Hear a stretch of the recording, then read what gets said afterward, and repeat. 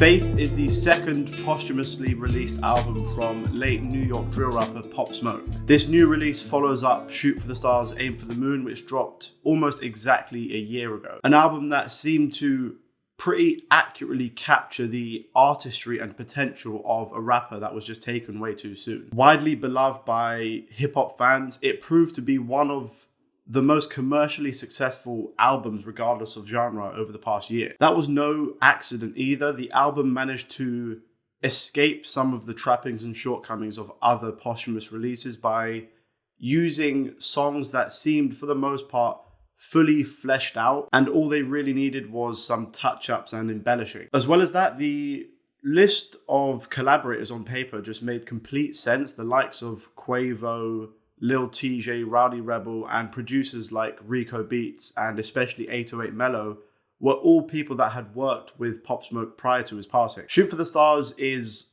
just a wildly enjoyable collection of songs, as well as a glimpse into the potential of an artist that unfortunately is never going to be fully realized. Fast forward a year and now we have this new Faith album, and it seems to me as if the team behind this project have tried to replicate the success of the previous album with an even more stacked guest list than last time, with the likes of Pusha T, Pharrell Williams, Kanye West, Chris Brown, Rick Ross, and even Dua Lipa. Shoot for the Stars also exhibited Pop Smoke's passion and willingness to try and experiment with more melodic R&B sounds, and that does crop up here as well. Unfortunately, however, I think it's pretty obvious even from a first listen that a bulk of this new Faith project is made from skeletal ideas that haven't been fully formed. Some of Pop Smoke's closest people, like his family members or even 808 Mello, have come out with some pretty damning comments about the production of this album. The song Top Shotter, I think, is a pretty good example of why these people are so up in arms. This is a track that was originally conceived of as a straight up drill track with the artist Eli Frost as the feature. However, the version we get on the album is, quite frankly, bizarre. It's produced by the Neptunes and it's built around a quite jarring steel drum sample. Even Pusha T's performance is way below average, and the whole track feels like it's just been butchered and bastardized. Songs like Coop and Beat the Speaker are the clearest examples to me of just an attempt to stretch out ideas to their maximum. Even though aesthetically they are the kind of Pop Smoke songs you would expect to hear, they're clearly half-formed ideas that are stretched into songs that barely crack 2 minutes. However, I do think that there are a handful of songs that are fully realized and are in line with Pop Smoke's vision. The song 30 with Busy Banks is easily the standout for me. For one, it's one of the few instrumentals that is only produced by one person, in this case Rico Beats. It's got that dark, gloomy, somewhat creepy drill instrumental that we'd associate with the Meet the Woo projects. Busy Banks is super animated, full of energy, switches up his flow 2 or 3 times. Pop comes through with a delivery that he's done once or twice before, where it sounds like he's struggling for breath and straining his voice, but it's undeniably a trademark of his. Admittedly, it does sound like Pop Smoke is the feature, but regardless of that, it still sounds like a fully realized record. Brush 'Em with Ross Swish is similar in aesthetic and execution to 30, with both rappers even going back and forth at some points. It's the simpler tracks for the most part that seem to be injected with the most life and energy, and it's those kind of things that Pop Smoke is going to be remembered for. In terms of the features, none of them are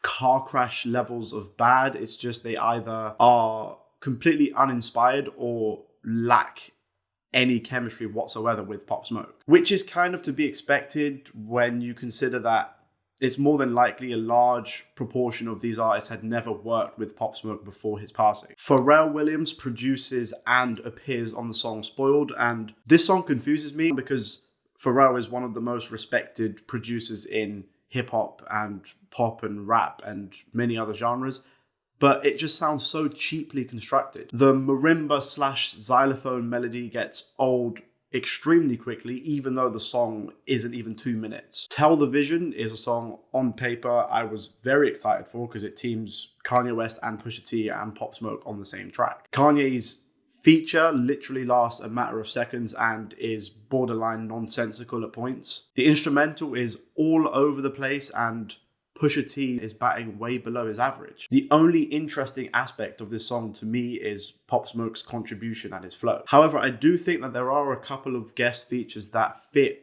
very well and organically, one of them being Mr. Jones with Future. The instrumental alone sounds like a Future type beat. Pop Smoke is a bit more subdued and laid back and melodic against this dark, brooding trap beat. Towards the start of the song, Future even attempts to interact with Pop Smoke by harmonizing with him, and he's not just a feature that's just tacked on to the end. Future makes a genuine attempt to fuse himself together with both Pop Smoke and the instrumental. 8 Ball with Kid Cudi is, I think, the most left field song on the entire project, but it just about works. It's produced by Swizz Beatz. It's this chain gang sounding song built around these loose drums and harmonicas. It's Pop Smoke in an environment and context that I don't think we've ever heard him in before. As we got to hear on the previous album, Pop Smoke was starting to explore his more melodic side and he started experimenting with singing, and I don't think there's a better person to pair someone with in that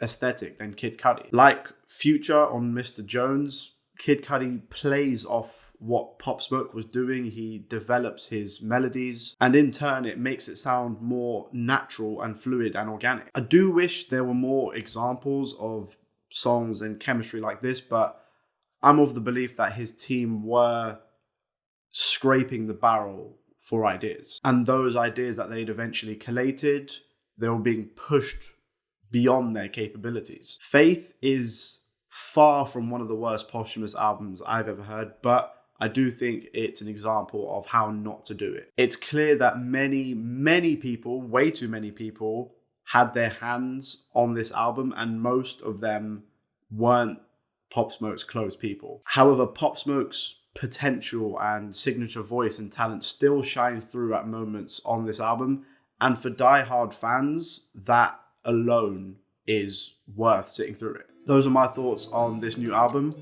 Let me know in the comments down below what you guys think. Make sure to like, subscribe and dong the bell, and I shall see you next time.